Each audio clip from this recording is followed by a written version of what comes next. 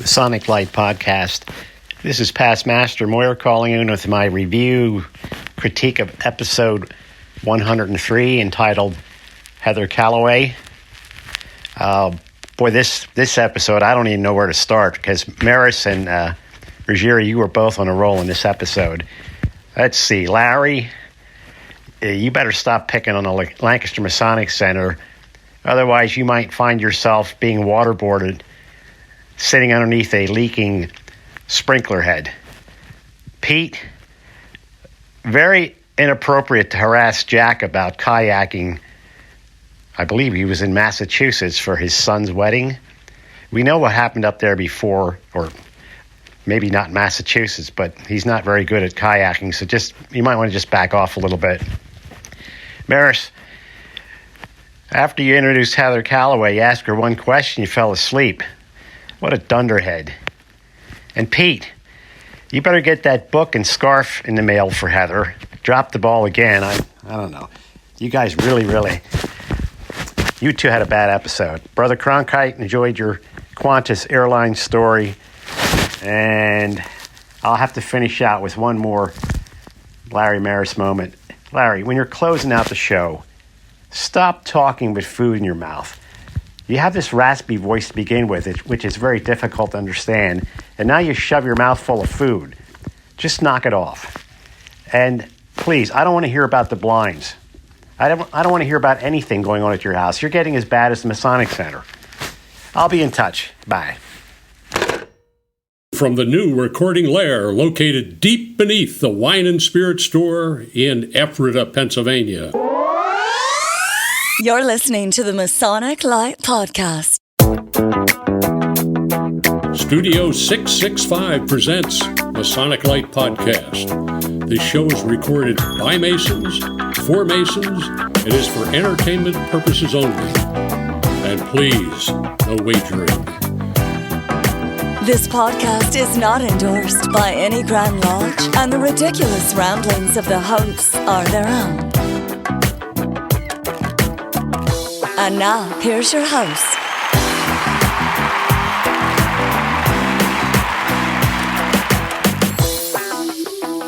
And hello, everybody. Welcome back to Masonic Light Podcast, episode 104.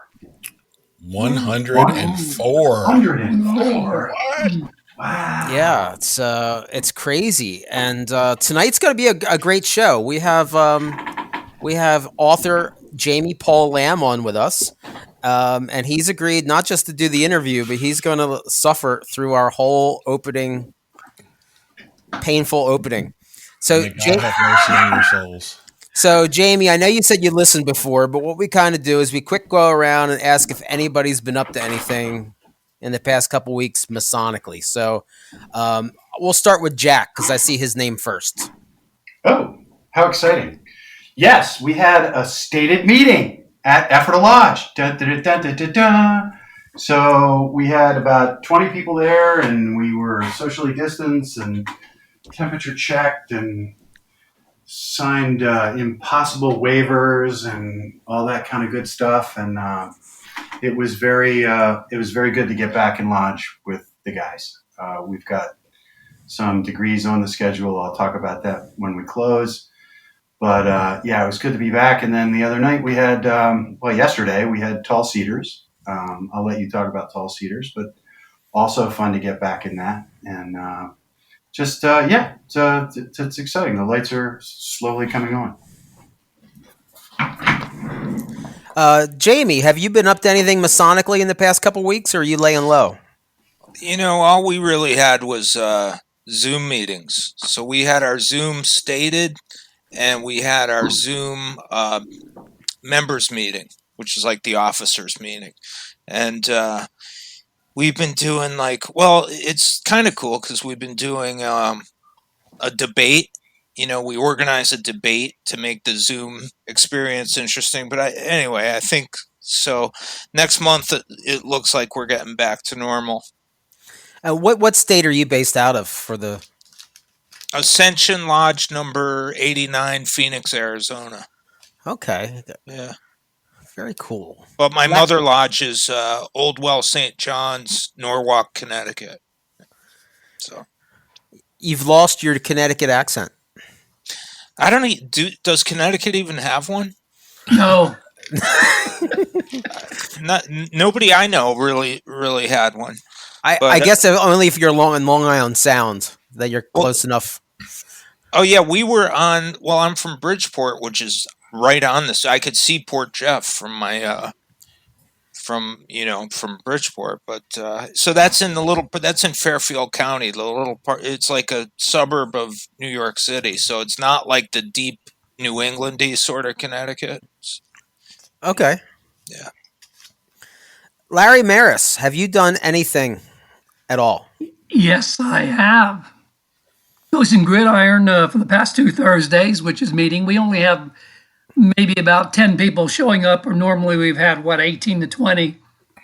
Also, 2 tall cedars last night with the guys from our you know what I mean, our forest. And it was great to be back. It really, really was. So that's the extent of my participation in Freemasonry. Okay. Josh, what have you been up to? Not really too much. Just, handling things behind the scenes, signing checks, running them back and forth to different people, and preparing for our upcoming meeting. So hopefully this month we'll actually have our meeting. Last month we had to cancel because of shenanigans at the Masonic Center, and yeah, it was just a big cluster. I think cluster is the word. Yeah, cluster. Yeah, there we go. Tim, you've been up to a lot. What have you been up to? Yeah, so Eureka West Shore Lodge number 302 in Mechanicsburg held our stated meeting on the 8th. We went through the same processes that Jack talked about in terms of all the waiver signing and hand sanitizing and social distancing and so on. But we had a good program. One of our members is into winemaking, and so he did a program on winemaking, which was a lot of fun. And so that Friday, the 11th, the Harrisburg Lodge of Perfection and the other Scottish Rite bodies met, and I was installed as captain of the guard in the Lodge of Perfection, so beginning that journey. On the 13th, we'll probably talk about this a little bit more, but the Valley of Harrisburg hosted a cigar smoker and pig roast that several of us were at. We conducted a number of interviews there, and we'll probably turn that into a show at some point. And I guess this is as good a time as any is to say you'll want to stay tuned to the end of today's show. We have a very special announcement coming. Unlike all the other shows that you really don't need to stay to the end. Yeah, right. Exactly. This one you definitely want to stay. You definitely want to stay to the end of this one. But we had a great time at that. It was an outdoor event. Was talking to some of the brothers, and I think they're planning to do 2 or 3 of those again next year. It was a great success. This past Saturday, Lucius Caritas AMD Council met, and we had our ladies' night. We had 25 people exactly show up. That was a great time. And then last night, I was at Reading Lodge number 549, working with their secretary and treasurer on helping to get some of their records in order and making sure that they're ready for the start of another dues season. And last night this morning at 6 a.m., we launched the dues processing for my lodge, Eureka West Shore 302. And at last check, we already had 50 brethren had paid their dues. Wow. Online. That's crazy. I didn't know 50 people had the internet. That's right. So let's see. I was with you guys at the cigar thing, and it pains me to say it because I've made a habit out of making fun of the Valley of Harrisburg for about the past 2 years now. that was a very, very nice event, and I applaud them and for everything they did, and it turned out really well. Last night we had Tall Cedars. I am the scribe, which means I'm the guy that has to collect money and watch the checkbooks. So just trying to get some of these guys to pay attention to the old guys, because they've been around for when we had 400 members and lots of money, and now we have about 180 members and no money, but they think we can still spend money like a drunken sailor. And no offense, Larry. And yeah, so that's it. And a nice topic. The topic was Dr. Mike Moran talked last night on the benefits of aging. And I don't believe any of it. I still wish I could go back and be 28 again. So I got a break on my car insurance at 28. And that was the last benefit of aging I've had. All right, let's take a quick break, and we're going to come back with author Jaime Paul Lamb.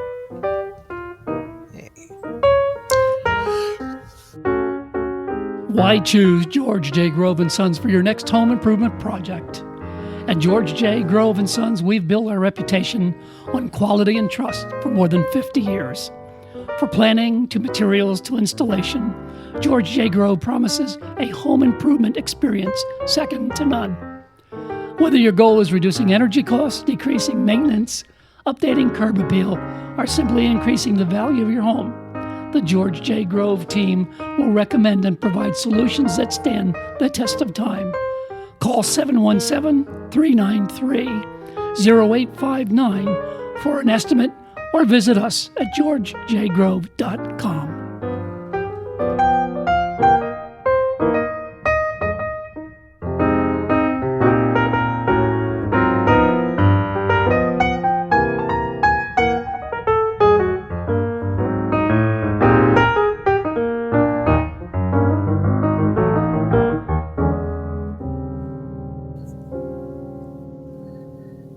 And we're back. Before we begin our interview, we'd just like to give a shout out to our Patreons who help keep this crazy show going through 104 episodes. We really appreciate all of them. You too can become a Patreon for as little as $1 a month. And Tim, breaking news. I can't check it on my computer right now. Oh, yeah, that's right. We got a new sponsor today who is pledging £4 a month. What does that translate? Or 4.5, I don't know. It's like that depends. That depends. Pounds of what? I know when I was in college. So we have somebody from the UK is donating. So we thank you. It's around $14, $15 a month. That's awesome. That's awesome. And I guess we should also say that we blew the top off of our $13 level. When we started this nonsense, we had dreams of maybe getting 10 or 15 of you guys to do this. And I forget what the limit was, but we hit it. What was the limit, Pete? It was 13. Yeah. But in our defense, all 5 of our hosts are in that count. So yeah, but we can start taking ourselves off. That means there's 7 or 8 other suckers that have been doing this for a while too. So anyway, we really appreciate it. And you can become a Patreon by going to patreon.com/Masonic Light Podcast. We greatly appreciate all of you for helping keep us on the air. And I was going to say keeping the lights on, but we haven't had the lights on for 5 months. Since March. So, yeah, but thanks anyway. Yeah. Let's move on. This isn't the Bill O'Reilly show where we're trying to sell everything. That's right. All right. So, Larry, introduce our guest. Yeah, our guest today is Brother Jaime Paul Lamb. And as he said earlier, he is a member of Ascension Lodge 89 out of Phoenix, Arizona. And he has a lot of memberships in a lot of other bodies, but I'm going to let him talk about that. Then we're going to talk about some of the books and some of the essays that he's written. So, Jaime, tell us a little bit about your Masonic biography. Well, First, thanks for having me on. Thanks, Larry. And for that's reaching Jamie. out. Thanks very much for Pete, joining us tonight. Josh, Tim, Walter. I'm a fan of the show, so thanks for asking me. And I was raised 10 years ago back in Connecticut at, like I told you, Old Well St. John's number 6 in Norwalk. And some travels since then. We were in LA for a while. We came to Phoenix about 5 years ago, and affiliated with some lodges and appendant bodies and things. Before I left Connecticut, I had joined the Valley of Bridgeport Scottish Rite, and then when we went out to LA, I did Valley of Pasadena. And then when we came to Phoenix, I did Phoenix York Rite bodies, all the way up to Knights Templar. And let's see, what other appendant bodies did I? Societas Rosicruciana in Anglia, or not in Anglia, but in Civitatis Federatus, you would say, the U.S. Masonic Rosicrucians, and I did that, and then just some other side, like sort of esoteric bodies that are loosely sort of related to Masonry, but not under not under any particular jurisdiction. And it's just been a great ride. I met a bazillion great brothers and friends and people, and it's literally changed my life. I mean, and through going through the degrees and everything, and the sort of study that precipitates, it's really been instrumental in helping me continue to develop as a person, as a man. Yeah. Jamie, at what point did you, when you were on this rabbit hole into Freemasonry, did you go all in and decide that you were really going to research and become an author on the topic? That was, it's funny because I write to sort of understand things, just like I do a lot of presentations. As my wife will tell you, I'll just sit her down someplace and tell her about, what I've learned this week in terms of astrology or something like that. And she becomes sort of my muse. And then I feel like, when I'm able to communicate something to somebody is when I feel like I've absorbed the material.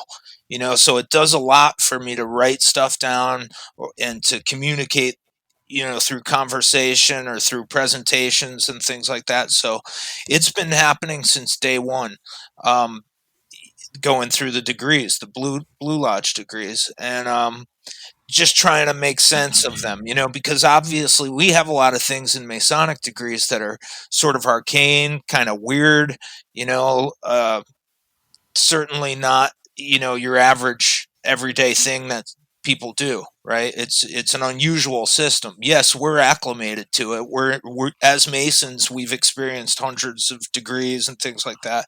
But you got to imagine, to the quote unquote profane or to the outside world, when they see, if they were to see the things that we do, then they would consider that strange, probably, right? So going through those degrees, I didn't read ahead when I went into Blue Lodge. I just I knew it was the right move from some reading that I had done, and I had committed to doing it.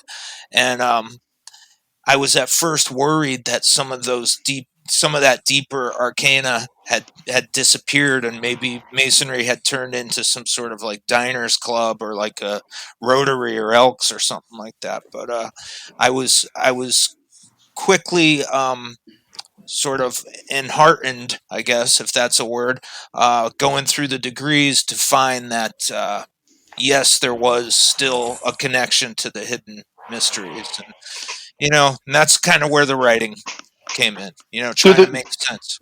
Do the members of your lodge Well, let's see talk the a little deeper bit meaning? about Is it generally understood that there very is something more here interesting and where important you are? books. In your most recent book, All right, guys. Chamber, the Seven Wait a Liberal minute. Arts in Freemasonry. Hey guys, hang on a second here. Jack. Hello again, Masonic Light podcast listeners. This is Josh. In what has become an increasingly regular occurrence on our show, we've had some technical difficulties. Normally, the blame would be placed on the technology guy or the guy recording the show, producer, whatever you want to call me. But in this case, since we've got Larry Merris on the show, we'll just blame him. Now, all of Pete's audio from this point on in the show has traveled to parts unknown, so I'll be filling in with what I think he might have said. So, Jack, what were you about to ask our guest? Well, I was just going to ask Jaime if the members, like you seem as if you were a seeker already, and looking at Freemasonry as another channel to continue your seeking.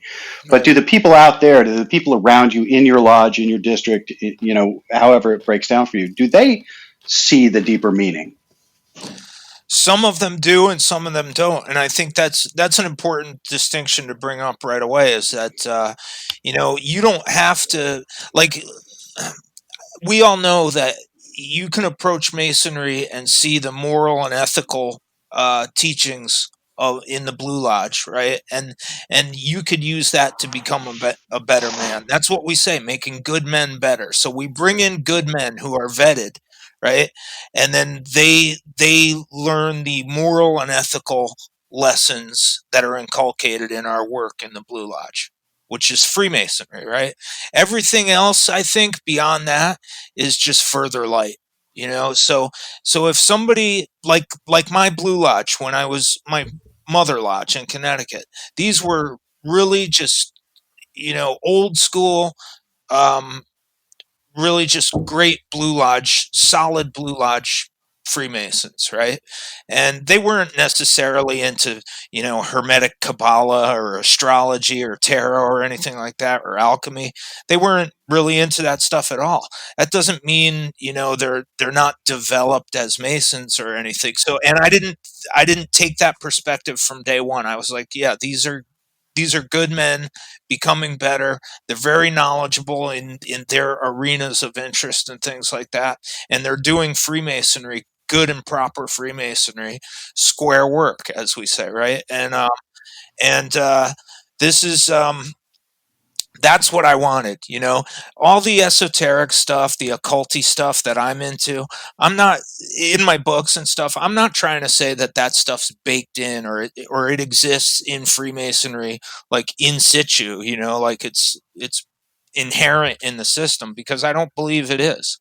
But I do believe that it's a valuable perspective from which to survey our work. And I think, as evidenced by the myriad occultists over the past few centuries that have been applying that occult perspective to the craft, there's something there, and I think that's kind of the distinction is no, you don't have to look at these. I don't believe you have to look at the esoteric and occult stuff to get what you're going to get out of Freemasonry to become a better man.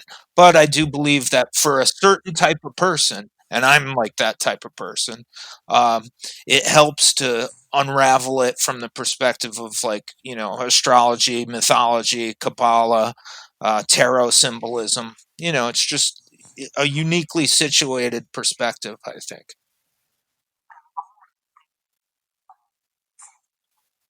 Okay.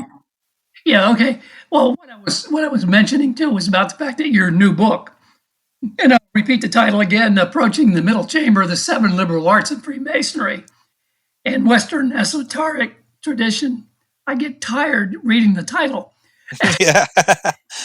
Anyway, I found it very interesting, and I saw a couple things in some of the essays you wrote too, particularly about how you focused on the fellowcraft degree and the initiatic experience that Neppy wrote, and even Joseph Campbell wrote about that experience as well. But you focused on the second degree and the stairway lecture. And I thought, you know, unfortunately, there are some Grand Lodges that don't teach the lecture on the liberal arts and go into that lecture, Pennsylvania being one of them. We highlight it by talking about the several liberal arts, but we don't go step by step up to the chamber. And I'm thinking to myself, we're missing some things here. And we're missing something that they tell us to go back and try to think about and reason. And I'm thinking, you kind of hit the nail on the head there. Explain that to me. So, yeah, when I did my Blue Lodge degrees in Connecticut, we were a small lodge, so I had to immediately jump into senior deacon, like shortly after being raised. And senior deacon in Connecticut is classically the position where, or that's the office where you would do what we called the middle chamber lecture. Colloquially, it's called different things in different jurisdictions: the winding staircase, the middle chamber, etc., the fellowcraft lecture, etc. But it usually consists of, from the porch to the middle chamber up the flight of winding stairs. So as a senior deacon, I was expected to learn that. So I spent months memorizing it, and I did some study around it, and I delivered it on degrees during my year as senior deacon.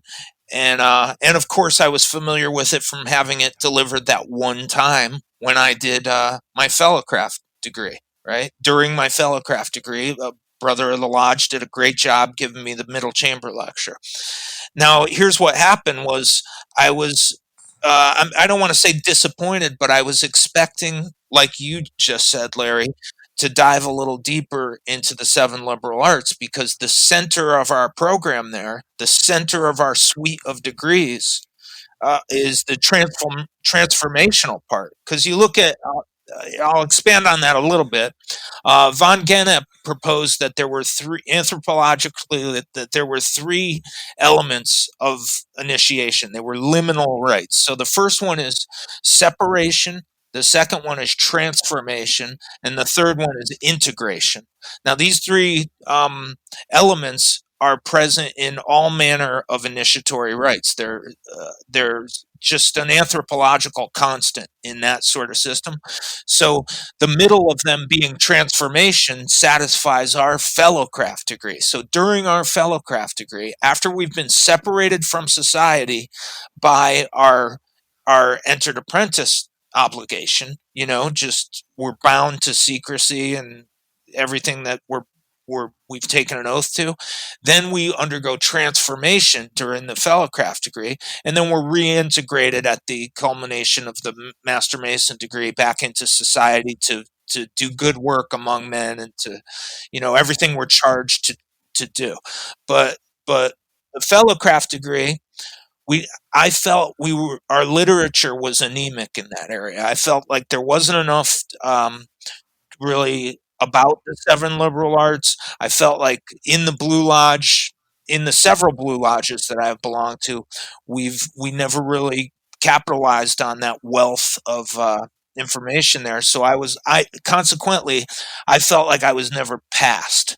I felt like I never truly passed to the degree of, past fellowcraft into Master Mason, because I didn't do that work, And so I felt like it would behoove me personally. At first, I felt I should just do it for myself. There was no intention of writing a book about it. I was like, okay, I'm going to take on this curriculum as stated in the fellowcraft lecture for myself, for my own benefit, become a better man. So over the course of some years, I start chipping away at it. And like I said, I like to write things down and talk about things while I learn them. It helps me to absorb the material. And consequently, I ended up writing a manuscript worth of stuff. And I was like, well, I might as well make book number 2 about my journey through the staircase lecture to the middle chamber. That's awesome, really. I think it's very well put together and well done, and I got a lot out of it. I really did. Oh, I'm glad. But also, too, in your second book, actually your first book was Myth, Magic, and Masonry, the Occult Perspectives in Freemasonry. When that was printed, how did you think Freemasons would look at that? That title alone is scary. Well, yeah, I knew that would be that would be challenging, and that was, I mean, it was. I thought it was. It's it's not for every. I don't know. It's like I was saying before a couple of questions ago. You could be you could be a good Blue Lodge Freemason and never get past the moral and ethical interpretations of our work. If that's what you decide to focus on, you're still a good man becoming a better man. So, but if you do feel like, you know, looking beyond the veil at some of these more occult and esoteric kind of elements, like I was, and I know that there's a certain subset of Freemasons who are interested in that sort of thing. That's kind of who that book was aimed at. Yeah, I like the fact that you took our symbolism and our allegory and looked at all of the astrological lore, for lack of a better word. I'm reading that one. The symbolism. You looked at classical mythology. You looked at the Roman cults, Mithraism, and so forth, and you put it all together, and you were able to take a view of Freemasonry and its really deep meanings, and where I think some of these things literally came from. And I think that was kind of magic on your behalf, being able to do that. Well, hopefully you noticed this on the cover of that book. If you look up Myth, Magic, and Masonry and see the cover, there's a minotaur on there with a zodiacal wheel behind him. And that was an allusion to the Anno Lucas. So you know how the Masonic Anno Lucas is 4000 BCE? And you add 4,000 years to... Right.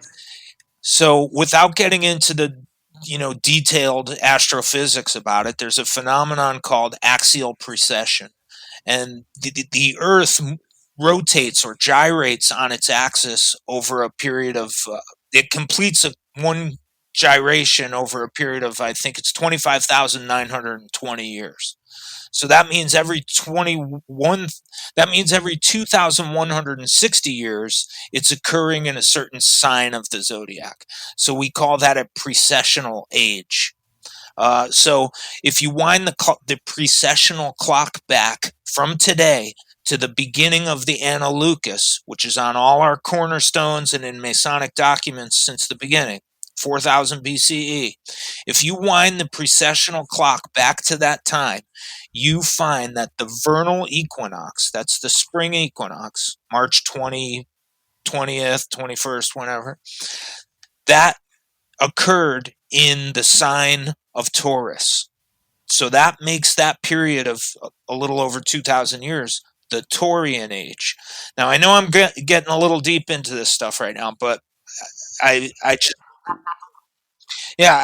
kind of wanted to get that across, because that's the temporal perspective from which I approached that avenue of research. So when I wound the clock back to the Anno Lucas, the date that our stuff tells us to look back to, when I wound it back to 4000 BCE, and you look at the position of the fixed stars, you find that you're in the Taurian precessional age, and you find a certain body of symbolism that belongs to that age precessionally. And that body of symbolism and that temporal marker, the vernal equinox in Taurus, is a particularly valuable vantage point from which to survey the symbolism and the allegory and the work of Freemasonry. Not only Freemasonry, but also classical mythology, certain mystery cults like Mithraism, where he's slaying the bull, in the Tauroctony. It's a lot to get into, and it's very difficult to put into a soundbite, but I had to write a book about it, because that's the thread that winds through Myth, Magic, and Masonry, is this one temporal marker. And it's something that, despite the fact that I think a lot of people have worked out on Masonic astrology over the years, there was Robert Hewitt Brown with his super groundbreaking 19th century stellar theology and Masonic astronomy. That was great. I. Edward Clark did a little bit of work on it. Even Pike kind of putzed around with astro mythology, I guess, from the Masonic perspective. But from what I could tell, I had a couple of novel ideas in myth, magic, and masonry, like this analucus temporal perspective that I don't think has ever been addressed. So I felt like I had to get that down, you know. At the Historic Smithton Inn of Ephrata, Pennsylvania, we're pleased to serve the latest creations from Weathered Vineyard Winery, along with spirits from Thistlefinch Distillery in Lancaster, all to be experienced in the tasting room of a beautifully restored 18th century bed and breakfast. Cigars by D&S Cigar are available for your enjoyment in the courtyard. The Historic Smithton Inn is convenient to Lancaster County's most interesting attractions. Just minutes from the Ephrata Cloister and the Green Dragon Farmers Market, and a short drive can get you to charming Lidditz, thriving downtown Lancaster, as well as Hershey, Bird in Hand, and Intercourse, or Valley Forge and Gettysburg. Whether you're looking for a romantic getaway or an active vacation full of sightseeing and attractions, the Historic Smithton Inn will be a welcoming oasis from everyday life, one that you'll want to visit again and again. Stop in and visit at 900 West Main Street in Ephrata, Pennsylvania, or check out our website at historicsmithtoninn.com, or simply call us at 717-733-6094. Just ask for Pastmaster Dave. Hey, we're back with Jamie Paul Lamb, author extraordinaire. I'm going to switch now from both of your books. And by the way, before we end, I want to make sure that you can tell people where to buy your books, okay? Okay. Your essays are fantastic. I've looked at two of them, read them, but I have them. And I'm going to tell you, people who are listening to the show, if they want to read some really good writings, go to phoenixmasonry.org and just type in Jamie Paul Lamb, and there are essays there that are probably a whole page full of them. One of the ones that caught my attention was, do you profess a belief in a supreme being? Tell us a little bit about that. Yeah, that was actually, I think I wrote that when we were starting we were chartering a lodge out here in Phoenix, and we were getting a lot of guys coming in, and we wanted a way to be able to talk to them about that supreme being clause in the what's it, or landmarks, or the five questions that are propounded to the candidate. Do you believe in a supreme being? And I felt like it would be a good idea to really kind of elucidate on that in an era that is increasingly sort of secular, right? Because you don't want to lose a good man just because they're not Jewish, Catholic, Muslim, or Hindu or something, you know? They could be some sort of in between, or they could have some sort of other idea, but still have a belief in a supreme being, but not fit so neatly in a box, you know, like not fit into some Abrahamic Judeo-Christian box, you know, or some Eastern religion box. And there are a lot of people who kind of don't fall inside of those neat little parameters. So I felt like it would be a good idea to kind of talk about some things that might mean from my perspective. Take it or leave it. I mean, if it, you know, and I felt like I'd write that out. And basically what I came up with is, you know, I started with breaking down the terminology. Do you profess a belief in a supreme being? It doesn't say God. It doesn't say Jesus. It doesn't say Mithras or Buddha. It says, you know, a supreme being. So in the paper, I isolated the definitions of both of those words, supreme and being. and I found that supreme is something, I forget what it was now, but it was something like the exalted state of something, like the elevated state. Supreme, like the ultimate. And then being, of course, is not only a noun, but like an entity, but it is also a verb, being, ing, and it is also a state of self. It even says in the dictionary. So I kind of like presented that information and said, yes, you have to say that you believe, you have to profess and mean it, that you have a belief in a supreme being. But nobody, no Freemason is going to decide that for you, nor is any Freemason going to ask you to provide any further detail. I have never been asked to provide any further detail about my belief in a supreme being. So I felt like that was a crucial kind of thing to address, because a lot of people, they get, they get a little loose with that, and they're sometimes like, yeah, you got to believe in God. No, doesn't, not in Arizona, at least, not in our jurisdiction. It says supreme being, and I think in most jurisdictions it says supreme being, as it should. And I think if it says God, then that's another thing that people just have to come to terms with on their own. You want to speculate on why that might be in there? So your obligation is binding. If you can't put an oath on something, if you have no foundation for your obligation, you can't be a Freemason. Great answer. I mean, that's my understanding of it. No, I try to express that to the candidates when they come in, and that they're so, other than going to court and having to swear an oath in court, that most of them have never understood what an oath was and what it means. And it's a sacred thing. Yeah. Yeah, and I mean, it should have something to do with their character too. I mean, like, I don't necessarily, I mean, without tipping my hand theologically, I will say that I don't necessarily need Yahweh to keep an oath for me, or the punishment therefrom to keep me from breaking an oath. I feel like, I've got some character, and I've got some integrity, and I base that on my own personal theological foundation. I have an understanding of a supreme being that works very nicely for me, but that is also flexible enough to accommodate new information. Yeah, well said. So, Jamie, is music playing a role in your exploration of the deeper mysteries? No, it absolutely is. And in fact, it's something I've been working on recently. I spent a lot of time with music, not only throughout my life, but as I was researching for Approaching the Middle Chamber, it's really changed my perception.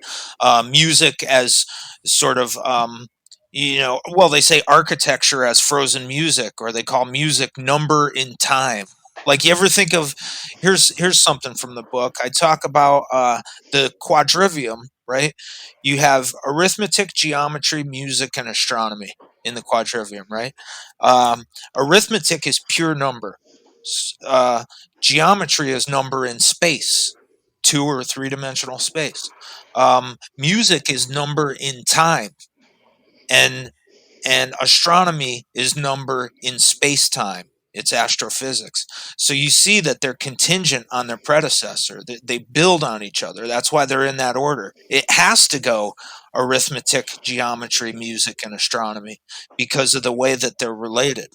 In the same way that grammar, rhetoric, and logic build. Exactly. Yeah. So I never thought about that. Yeah. Yeah. So they have to go in that order, because there's some contingencies there. So in working out my ideas of music and gathering all this information and kind of putting it in one place, classically and in the modern sense, like I get into modern composition as well, like John Cage and a bunch of Anthony Braxton, and kind of weirder, more avant-garde sort of stuff that really blurs the boundaries of music, philosophically. But anyway, so for me, you asked about going forward, what that might look like, and it definitely looks like it's heading in the musical direction via astronomy, or astrology rather, for me, because I've been doing a lot of astrological work with charts, and I've been teaching myself astrology over the last year or two, and getting pretty proficient in it. And I'm finding how the chart. So in astrology, you have these chart wheels, right? And in them are you could in a chart wheel you have what's called aspects, and these are geometrical relationships. You inscribe these regular polygons inside of this circle, and those are the aspect relationships. And they make what's called chords. Now, if you're a musician, you know that a chord is also a musical term, and it has to do with a certain intervallic relationship. So there's all this sort of Pythagorean geometrical, really cool stuff going on between astrology and music. So I went and I threw the money that I made doing astrological charts on the side. I threw that money into buying an $800 harmonium. I don't know if you know what a harmonium is. It's a bellows operated sort of air organ, like a reed organ with a bellows on the back, and they use it in Indian classical music quite a bit. Anyway, so I've been transcribing astrological charts into music. You know, I wish I could convey how exciting that is for me to. I hope you can hear it in my voice. I've been taking astrological data and I've been transposing or transcribing that into musical notation and improvisation, and based on certain geometrical and also symbolic and numerological significances and correspondences. So that to me is where I've been most excited about heading, and it is a direct sort of, it's directly influenced by my Masonic work, because if it weren't for my Masonic work, I wouldn't have had this interest in the philosophy behind music and behind astrology and the geometry behind it and the arithmetic behind it and the natural sort of science behind it and the natural philosophy behind it. So it's really blossomed in my life, and it's totally changed the course of my life. Now, like my wife and I, we wake up in the morning, it's still dark out, and we're taking our bike ride, and I see Venus rising occidentally before the sun. I see Mars is still in the western sky. He's retrograde in Aries right now. And I see this stuff through direct observation, because you could see it here in Arizona. You could see 100 and something degrees of the ecliptic at one stretch, So anyway, I've got this cosmic feeling, and it's really like, now I'm going to get weird. Like you were talking about that one weird guy with the Oak Island stuff. Now, now I'm turning into the weird guy talking about cosmic astrological stuff and how that feels as a microcosm on the earth, and how hermetic that relationship is. And let me finish that up by why I would use the word hermetic there. I believe that there's a central hermetic tenet that's repeated in Freemasonry, and that's made evident, let's say, by the globes atop the pillars, right? Mm-hmm. You have a terrestrial globe and you have a celestial globe. One is the microcosm, the other is the macrocosm. And between those two, I forget how it goes in ritual, but between those two, anybody can work out any problem and the means to solve it. Or I'm paraphrasing badly, but there's also the idea of the hermeticism of Freemasonry. If you think about it like this, both astrology and astronomy measure and chronicle the movements of celestial bodies, but astrology has the accompanying hermetic belief that those movements affect life on Earth, the microcosm, man. In alchemy, you have alchemy and chemistry, right? They both measure the transformation of substances, right? But alchemy has the accompanying hermetic belief that those operations that happen in the retort or the crucible or whatever have an effect on the alchemist in the microcosm, right? So that's what differentiates alchemy from chemistry.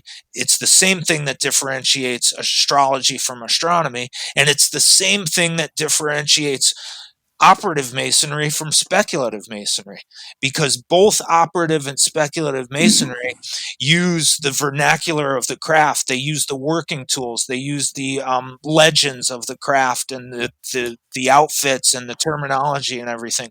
But speculative or accepted masonry, like what we do, comes with the accompanying hermetic belief that the application of these working tools and these legends and this allegory affect the microcosm, man, the individual mason.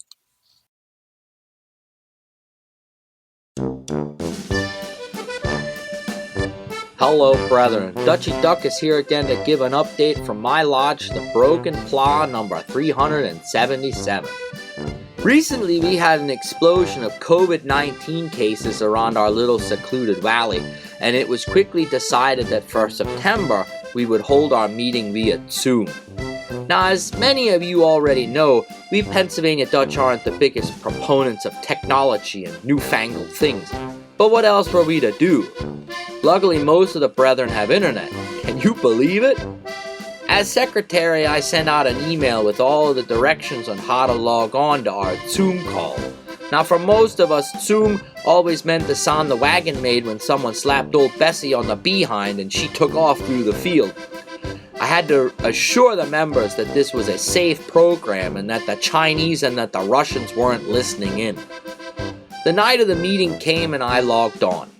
Slowly but surely, the brethren started showing up and I admitted them onto the call. For the better part of the next 20 minutes, it was a mix of trying to help each brother either turn their microphone on, turn their camera off, help them to figure out the chat bar, and all while trying to maintain due decorum. It was a struggle to say the least. Finally, 30 minutes into the call, we were able to officially start the meeting. When our worshipful master called on our pursuant to tile the lodge, Brother Abraham Messerschmitt quickly turned his camera on. We were all surprised to see him in his Knights Templar uniform. Apparently he was all fahuddled. He drew his sword and started to make the appropriate cuts to open a commandery of Knights Templar.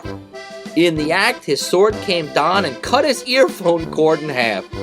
But good old Brother Abraham kept right on going, not missing a beat, nor was he able to hear the snickers from the rest of the brethren. After that fiasco was over, we got down to business.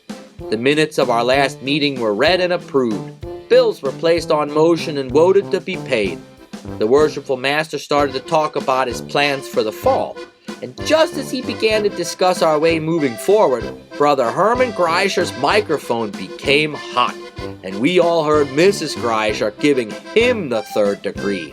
"Herman, what the hell are you doing? Are you looking at inappropriate videos on the internet again?" Herman quickly yelled back, "I halt thy mund, du alter Kuh."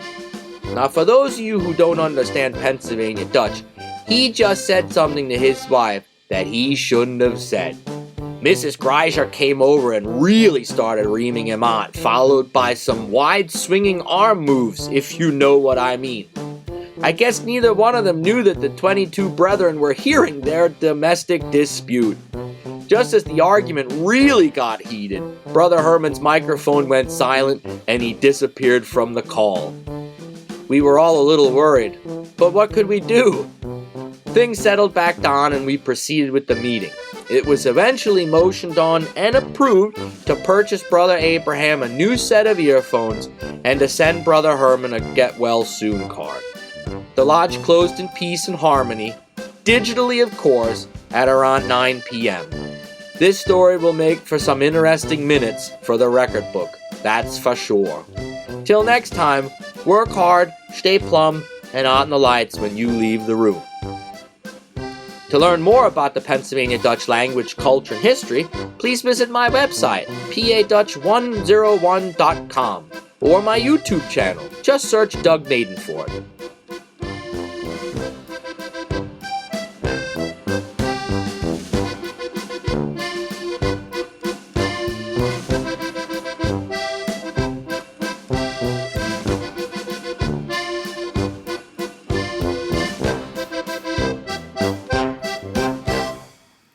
And we're back with Jaime, and we're going to wrap up a little bit here. But Jaime, just you touched on something that's really dear to me, and that is the middle chamber lecture and how important it is. I know when I was raised, when I went through the degrees in Pennsylvania here, we really have a very, very thin fellowcraft degree. I've seen it in other jurisdictions. I've seen it in New Jersey and Maryland, but tell us really how important that is. Just restate that for a second if you can. So yeah, I think it is probably 90% of our curriculum. I can't think of anything else. What else are we really getting? Like the fourth part of a circle, or the point within a circle, or the application of the working tools. I mean, apart from those sort of little touchstones educationally, the things that we really have to work with to really bite off in terms of a curriculum in Freemasonry are two things, I think. And that's the middle chamber lecture, which has to do with the 7 liberal arts and sciences. And of course, the second half of the third degree, which is a wealth of information, but, outside of our topic here, from a lot of different perspectives.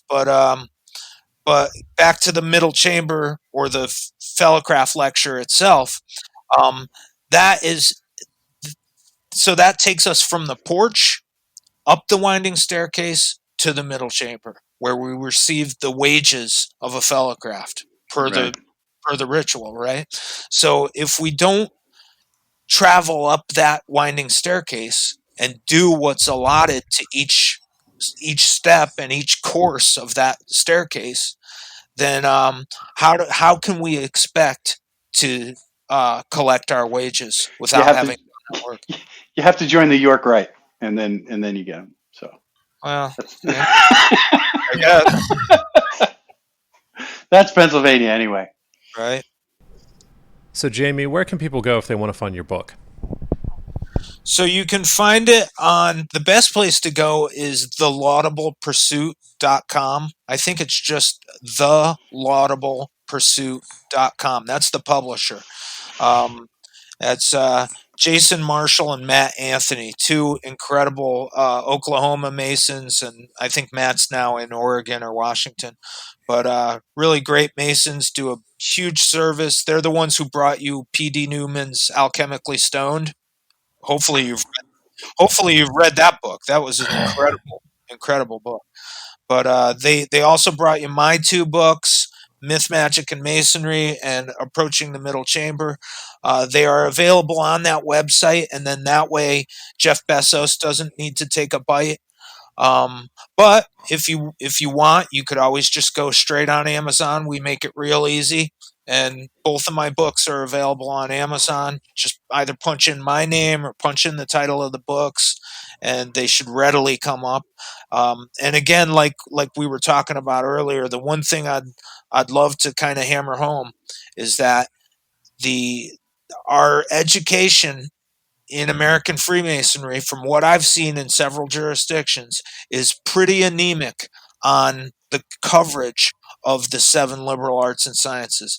That's why I wrote this book, because I felt like we needed one place where we could give the fellowcraft something and say, okay, you need to meet proficiency, you need to memorize your catechism, signs, grips, words, all that stuff, but you also need to learn about the 7 liberal arts. And instead of just, sending them out in the world to figure that stuff out on the internet, which we know is a jungle of mis and disinformation, I felt like it would be a good idea to just have a good, tight, comprehensive book on the subject from a Freemason. And I hope that people are able to use that in their curriculum and in their, proficiency at the Blue Lodge level. Great stuff.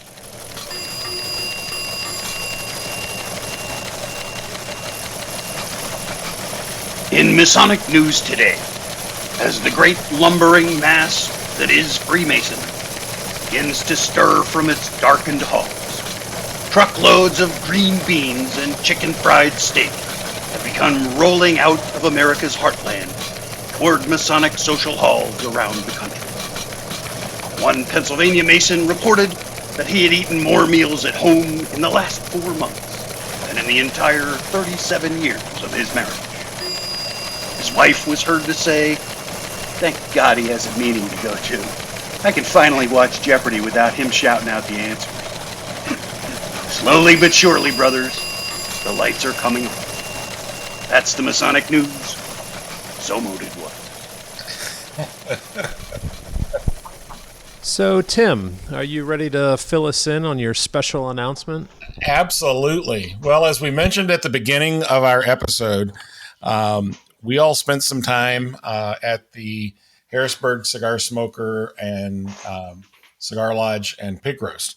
While we were there, Jack went and met with one of the vendors who you've heard me talk a lot about on this show. And to make a long story short, tonight we are pleased to announce that we are naming an official cigar of the Masonic Light podcast, and that official cigar is Hiram and Solomon Cigars. Ta-da! They Fowd and his wife Romy were there.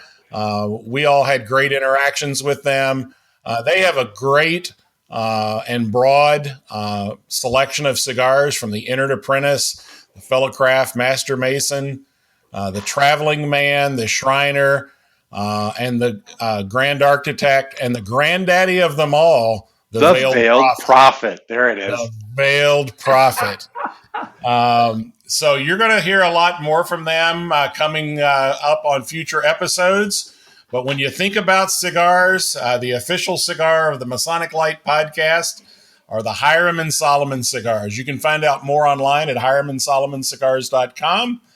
And actually, I learned this just tonight. There are 3 retailers in central Pennsylvania now. What? Sadly, not the one we had all hoped would be on. Oh, there's so much licensing you have to do, man. I know. But anyway, there's 2 in the Harrisburg area and actually 1 in Elizabethtown. But I'll let you find those online. But we need to up the pressure on our good friend in Lancaster to start carrying these puppies because they are good stuff. Very cool. And what have you got coming up the next couple of weeks? So, as Jack said, it's really hit the ground running here. Actually, as we're recording this tonight, I'm missing Lowvale, which is an outdoor degree put on by the 3rd Masonic District. They're doing 2 first degrees tonight. Oh, no. Yeah. So what a beautiful night for it. Wow. Yeah, absolutely. And then we're gearing up for our next stated meeting, which is October the 5th. We're going to be spreading across 2 nights, doing a Entered Apprentice degree and 2 Master Mason's degrees. The restriction on 3rd degrees are being removed effective October 1st by the Grand Master. Are they? They are. Yes, they are. Oh, fantastic. Okay. So we're back in business doing 3rd degrees again. We have a blood drive coming up on the 8th in Mechanicsburg. If you're in the area, go to our website, get signed up for that. And then on Friday, October the 9th, I'm back at the Valley of Harrisburg Scottish Rite for their stated meetings, and I'll be at the Lodge of Perfection for that. So that's what I've got coming up the next few weeks. It's dues season for all you secretaries out there. So everybody pay your dues. Pay your damn dues. Josh, so what do you got going on over at Lamberton Lodge? Not too much. The same thing as usual, getting ready for the next meeting. We're going to be meeting at Millersville, so I got a little bit of coordinating to do with them. But we got a dispensation for that since the Masonic Center is still under renovation. And other than that, I don't think anything else.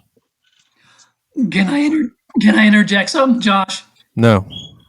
I'm going to anyway. I was the guinea pig for our secretary to do our first actual paying dues online through the Grand Lodge. So I actually paid my dues 2 weeks ago. Oh, How did that work, Larry? It worked easily and fine. It was superb. You But guys he are paid fine. He paid in That's pesos, awesome. though. We can pay our dues online. It is just wonderful. That's great. So thanks, Tim. Yeah, your Thanks, secretary is going to love that. Everybody in Lamberton Lodge pay your dues online. Absolutely. Jamie, do you have anything coming up you want to plug? Wait, sorry, I muted myself. No, I hate when that happens. no, I don't. I don't think I have anything Masonic coming up. I mean, nothing until our members meeting in the beginning of October. There. Jack, what do you got? Well, tomorrow I have an investigation committee, so that's fun. Haven't done one of those in a long time. Will that also be known as a committee of inquiry? Committee of inquiry, yeah, that's true, and we can call it that. And then we have 2 firsts, followed by another first and a second. And I just found out we could have a third if we really tried. So we got some guys in the pipeline that have been waiting patiently, and so yeah, it's a busy time. I think we're going to come out of this okay. Larry, wake up. It's time for the chickens. All right. Time to go home.